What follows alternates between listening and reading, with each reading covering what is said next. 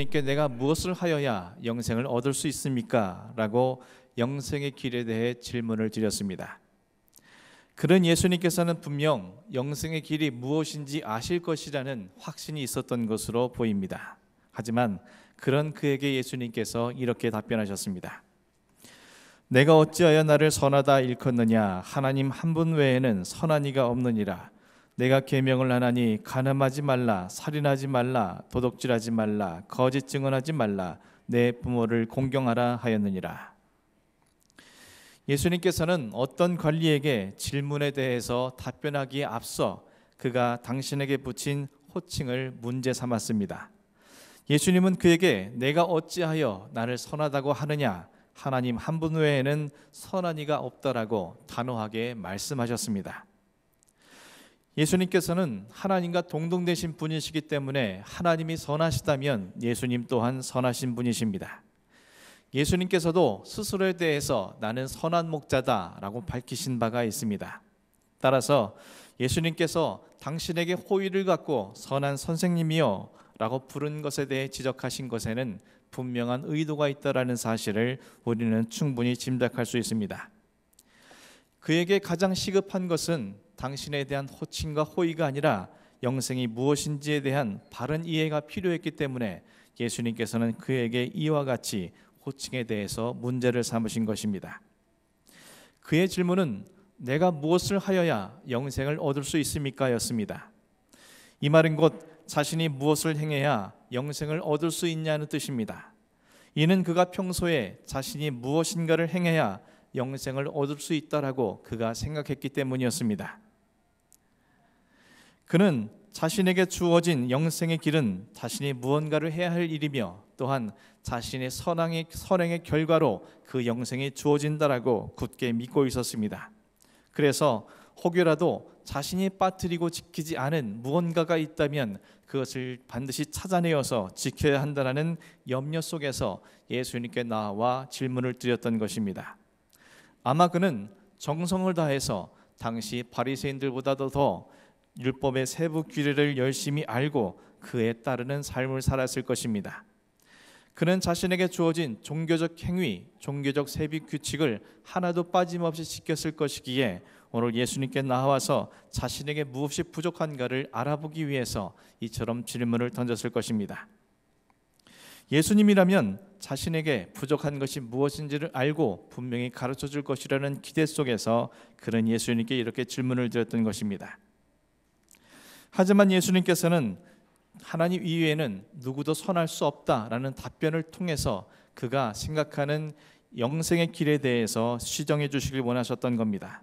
다시 말해서 영생이라는 것은 인간의 어떤 행위에 의해서 주어지는 것이 아니라 하나님의 선하신 능력 가운데, 선하신 은혜 가운데 그들에게 부여되는 것임을 주님께서는 그에게 가르쳐주고 싶으셨던 것입니다. 또 한 가지 우리가 그의 질문 속에서 또 하나의 의미를 주목할 필요가 있습니다. 그렇다면 관리는 왜 그토록 영생 얻기를 원하고 있느냐는 것입니다. 본문 속의 관리는 지도층에 속합니다. 당시 예수님 당시의 유대인의 지도층들은 모두 예수님의 반대편에 서 있는 사람들입니다.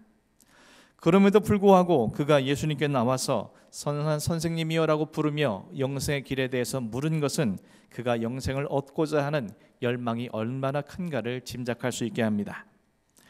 또한 본문 속 관리에 대해서 다른 복음서에서는 그가 청년이라고 밝히고 있고 또 마가 같은 경우에는 한 사람이라고 밝히기도 합니다.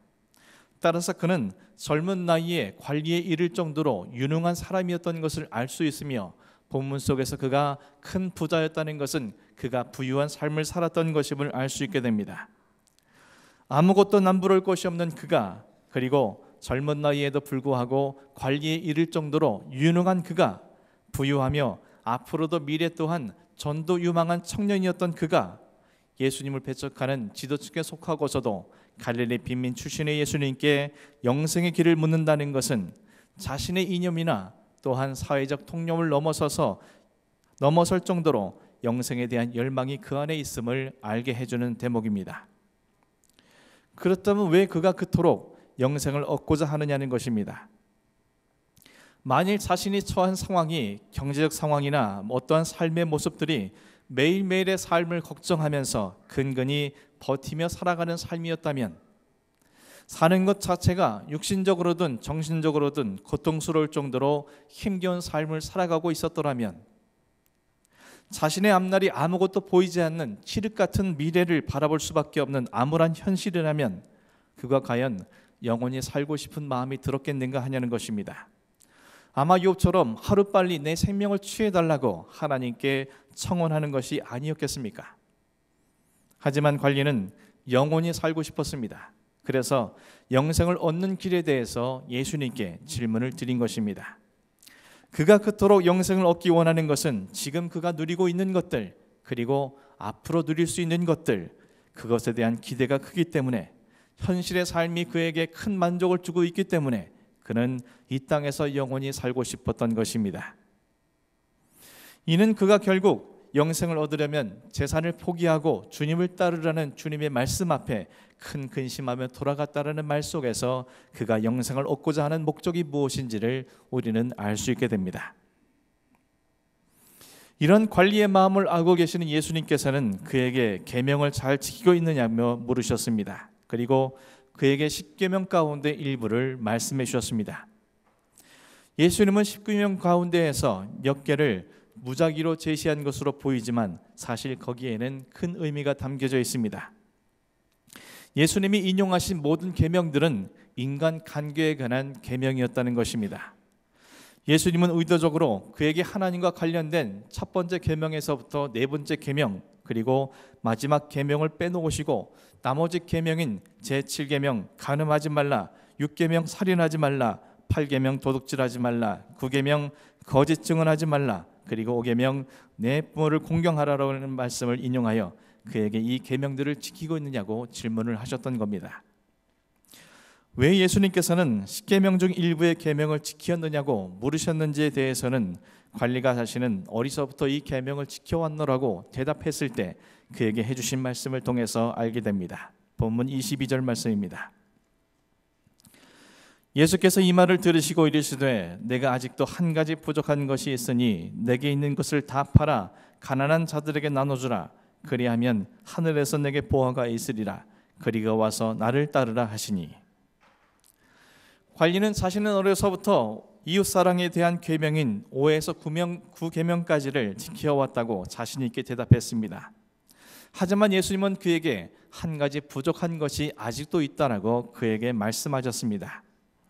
그에게 한 가지 부족한 점이 있다는 것을 알고 계셨다는 것은 이미 주님께서 그의 모든 삶 일거수일투족을 알고 계셨다는 의미입니다. 예수님께서는 그에게 한 가지 부족한 것이 있다고 말씀하셨습니다. 하지만 예수님께서 말씀하신 이 부족한 점은 그 한 가지만 고치면 그가 영생을 얻을 것이라는 의미가 아니라, 그가 어려서부터 지켜왔다는 그 계명이 완성되기 위해서는 이 한 가지가 충족되어야 한다는 뜻으로 이해할 수 있습니다. 그는 자신이 어려서부터 5계명부터 9계명까지, 다시 말해 이웃사랑과 관련된 모든 말씀들을 철저히 지켜왔다라고 고백을 했습니다. 하지만 예수님은 그에게 한 가지 부족한 것, 즉 삶이 따르지 않았다는 것에 대해서 지적을 하고 있습니다. 예수님께서 그 한 가지 부족한 것, 그가 지켜왔다는 그 말씀의 계명의 완성이 되어지기 위해서는 자신의 모든 재물을 팔아서 가난한 자들에게 나눠주어야 그 모든 것이 완성된다라고 말씀하고 있습니다. 그리고 영생의 길은 와서 나를 따르라 라는 말씀을 통해서 주어지는 것임을 그에게 가르쳐 주셨습니다. 영생은 한 가지 부족한 것이 채워지는 것이 아니라 그가 주님을 따를 때 비로소 주어지는 것임을 주님께서는 그에게 말씀하신 것입니다. 요한복음 3장 16절, 우리가 잘 아는 말씀에 이렇게 기록되어 있습니다. 하나님이 세상을 이처럼 사랑하사 독생자를 주셨으니 이는 그를 믿는 자마다 멸망하지 않고 영생을 얻게 하려 하심이라. 예수님을 믿을 때에만 영생을 얻을 수 있습니다. 그래서 예수님께서는 그에게 내게 있는 것을 다 팔아 가난한 자들에게 나누어 주라고 말씀하신 이후에 나를 따르라고 말씀하신 것입니다. 한마디로 가난한 자들에게 자신의 것을 다 팔아 나누어 주는 것은 이웃사랑을 준수하는 계명의 완성이요, 주님을 따르는 것은 영생에 이르는 그림을 그에게 말씀해 주신 것입니다. 하지만 주님의 이 말씀을 들은 관리는 이렇게 반응을 했습니다. 23절 말씀입니다. 그 사람이 큰 부자이므로 이 말씀을 듣고 심히 근심하더라. 자신이 전혀 상상하지 못했던 영생의 길에 대해 듣게 된 관리는 심히 근심하며 돌아갔습니다. 그 이유에 대해서 본문은 그가 큰 부자였기 때문이라고 말씀하고 있습니다. 예수님께서는 그가 가진 것을 다 팔아 가난한 자들에게 나눠주고 당신을 따르는 것이 영생의 길이라고 알려주었지만, 영생에 대해 그렇게 큰 열망을 가졌던 그는 자신이 기대했던 것과는 전혀 다른 답변에 대해서 그만 실족하고 말았습니다. 자신의 지위와 쌓아둔 재물을 버리고 이미 보장된 것과 다름없는 자신의 앞날을 포기하고 주님을 따라야 한다는 것은 그가 예상했던 것이 아니었습니다. 자신이 지금 누리고 있는 지위가 없다면, 자신이 쌓아둔 재물이 없다면, 자신이 앞으로 얻게 될지도 모를 희망이 없다면 그에게 영생은 아무런 의미가 없었던 것입니다. 그래서 그는 영생의 길을 포기하고 심히 근심하며 되돌아갔던 것입니다. 결국 자신이 가지고 누리고 있는 것으로 인해서 그는 영생에서 멀어지고 말게 된 것임을 오늘 본문은 우리에게 말씀해 주고 있습니다. 사랑하는 성도 여러분, 오늘 우리는 예수님께 영생의 길을 묻던 어떤 관리의 모습을 통해서 우리의 신앙의 모습을 되짚어 볼 수 있습니다. 우리는 과연 이 관리와 같은 영생에 대한 열정이 있는가에 대해서 우리는 먼저 생각해 볼 필요가 있습니다. 관리는 그동안 자신이 믿어왔던 신앙에 대한 이념과 사회적 통념을 넘어서서 주님을 찾아올 만큼 영생을 얻고자 하는 열망이 있었습니다. 다만 그 방법과 목적에 오류가 있었을 뿐 열망만큼은 인정할 수밖에 없습니다. 하지만 오늘날 신앙을 갖고 살아가는 사람들조차도 영생을 얻고자 하는 열망을 찾아보기는 힘든 것 같습니다. 뿐만 아니라 영생이 무엇인지조차 알지 못하는 사람들도 많습니다. 영생을 얻을 수 있다는 사실조차도 의심하는 사람들 또한 적지 않습니다. 영생이란 대체 무엇이며 왜 영생을 얻어야만 합니까? 요한복음 17장 3절에서 예수님이 이렇게 말씀하셨습니다.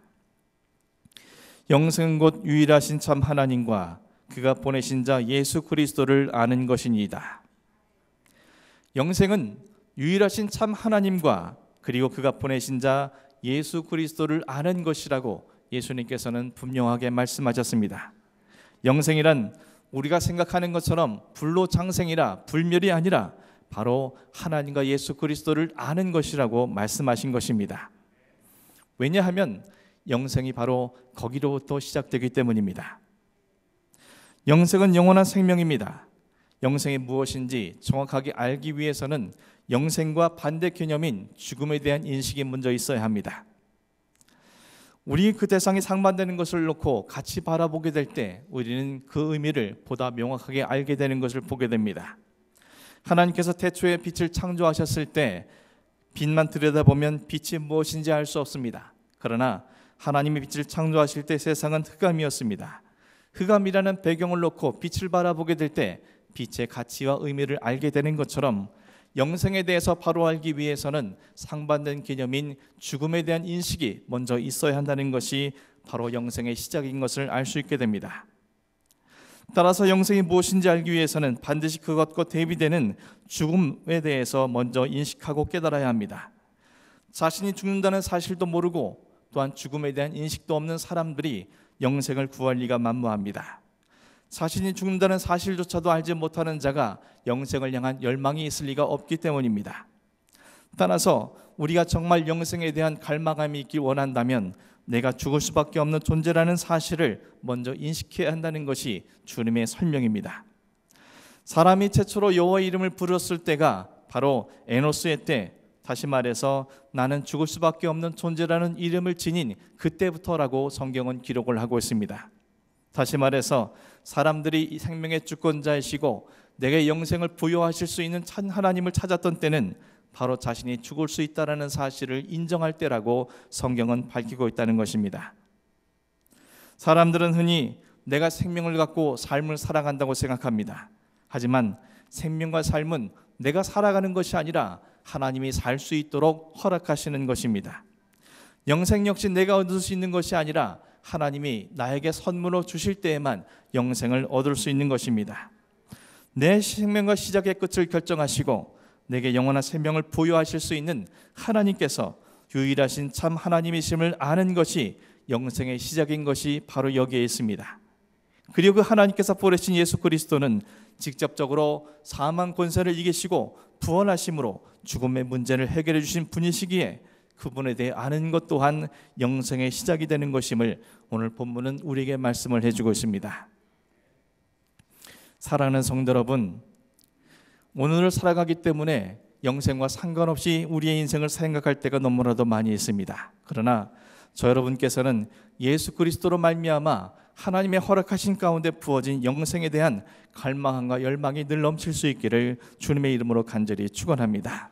영생의 시작이 유일하신 참 하나님, 그분이 보내신 예수 그리스도를 아는 것에서 비롯된다는 것을 기억하면서 내가 그분의 생명으로 살아가야 하는 죽을 수밖에 없는 존재라는 것을 날마다 인식하면서 예수의 생명으로 살아갈 수 있기를 주님의 이름으로 간절히 축원합니다. 그렇다면 한 가지 더, 오늘날 우리에게 왜 영생이 필요합니까? 사실 유한한 생명이든 영원한 생명이든 오늘이라는 시간과 공간 위에서 살아가는 것에는 아무런 차이가 없습니다. 영생을 얻지 못하는 사람도 매일 하루만큼의 시간을 살아가고 있으며 영생을 얻은 사람들 또한 정확히 매일 하루만큼의 시간을 살아가게 됩니다. 죽음 위에 얻게 될 영원한 생명 역시 마찬가지입니다. 죽음 위에 일어나는 것이니 세상의 대부분의 사람들이 영생과 상관없는 삶을 사는 것은 어찌 보면 당연한 결과일 것입니다. 이처럼 이 땅에 살아가는 오늘의 삶에 살아가는 우리에게, 그리고 죽음 위에 있을 영생을 바라보는 우리의 삶에 있어서 도대체 영생이라는 것이 오늘 우리에게 왜 필요한지 우리는 그에 대한 정의를 바르게 내릴 수 있어야 합니다. 영생을 얻어야만 하는 분명한 이유 가운데 하나는, 영생을 얻어야만 우리는 진리 가운데 우리의 인생을 참된 삶으로 채워넣을 수 있기 때문입니다. 만일 이 땅에서의 삶이 전부라고 믿는다면 우리의 삶이 어떠하겠습니까?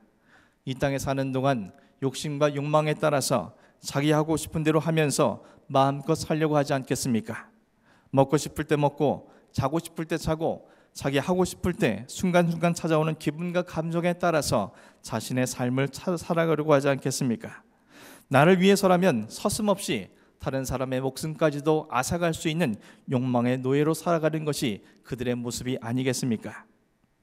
오늘날 매체를 통해서 보여지는 세상의 모습이 바로 이와 같지 않습니까?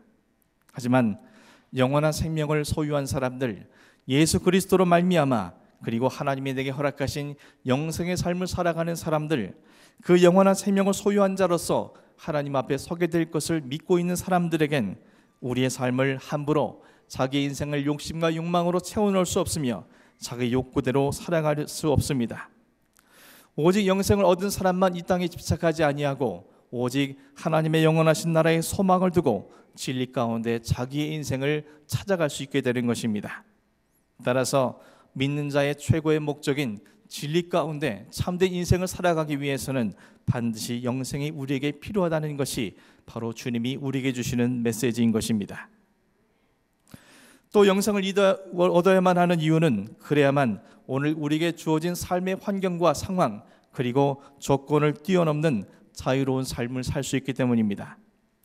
지금 내가 살아가고 있는 이 세상이 아무리 힘들고 절망스러운 상황이라 할지라도, 아무리 열악한 환경 속에서 치열하게 살아가는 삶이라 할지라도 이 세상이 끝이 아니라 우리의 영원한 생명과 하나님의 나라가 예비되어 있다는 것을 알고 믿게 될 때 우리는 두려움과 염려 대신에 그 모든 것을 뛰어넘는 자유로운 삶을 살아갈 수 있음을 성경을 통해서 확인하게 됩니다. 수많은 믿음의 선조들이 이와 같은 삶을 살아갔습니다. 이 세상에서는 비록 가난하고 빈궁하며 세상 사람들에게 멸시와 천대의 대상이며 이 세상에서 핍박과 박해의 삶을 살아간다 할지라도 그들은 그 속에서 좌절하거나 절망하지 아니하고 오직 영원한 생명을 부여하실 하나님께 소망을 두고 살아갔기에 그들은 믿음으로 승리할 수 있었고, 그 영원한 생명을 소유한 자로서 오늘도 우리에게 참된 생명의 길을 걸어갈 수 있는 이정표의 역할을 감당했음을 성경은 우리에게 가르쳐주고 있습니다. 사랑하는 성도 여러분, 저 여러분이 이 세상에 살고 있지만 이 세상의 끝이 아닌, 이 세상에 우리의 모든 인생이 끝나는 것이 아닌 영원한 생명을 소유한 자답게 저 여러분이 진리와 참된 삶으로 여러분의 인생을 채워갈 수 있는 복된 자가 되기를 주님의 이름으로 간절히 축원합니다. 또한 여러분이 어떤 환경과 삶에 있는다 할지라도 우리가 하나님께 소망을 두고 영생을 소유하게만 하면 그 모든 것을 뛰어넘을 수 있고 그 모든 것 가운데서 자유함을 누릴 수 있으며 결국엔 승리할 것을 바라보면서 오직 주님 앞에 소망을 두고 살아갈 수 있기를 주님의 이름으로 간절히 축원합니다.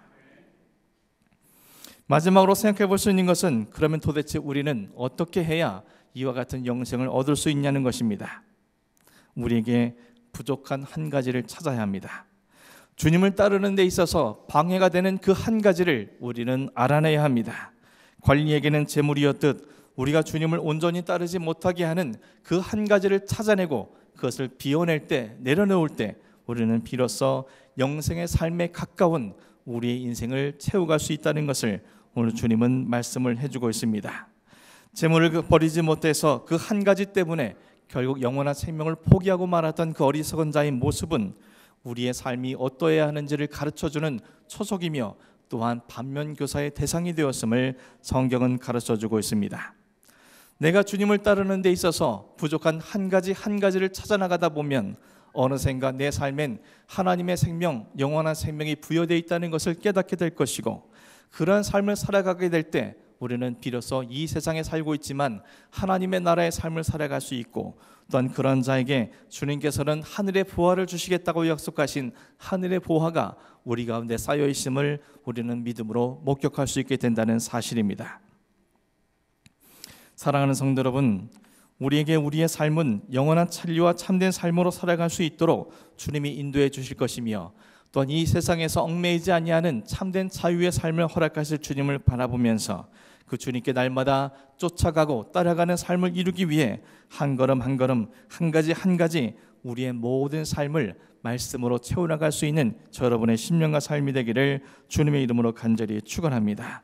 그래서 저 여러분께서 예수를 믿고도 영생을 얻지 못한 어리석은 자가 아니라 예수를 믿고 영생 얻은 자로서 이 세상에서 하나님의 영광을 나타내며 이 세상에서 이미 영생의 삶을 누릴 수 있는 저 여러분의 심령과 삶이 될 수 있기를 주님의 이름으로 간절히 축원합니다. 기도하겠습니다.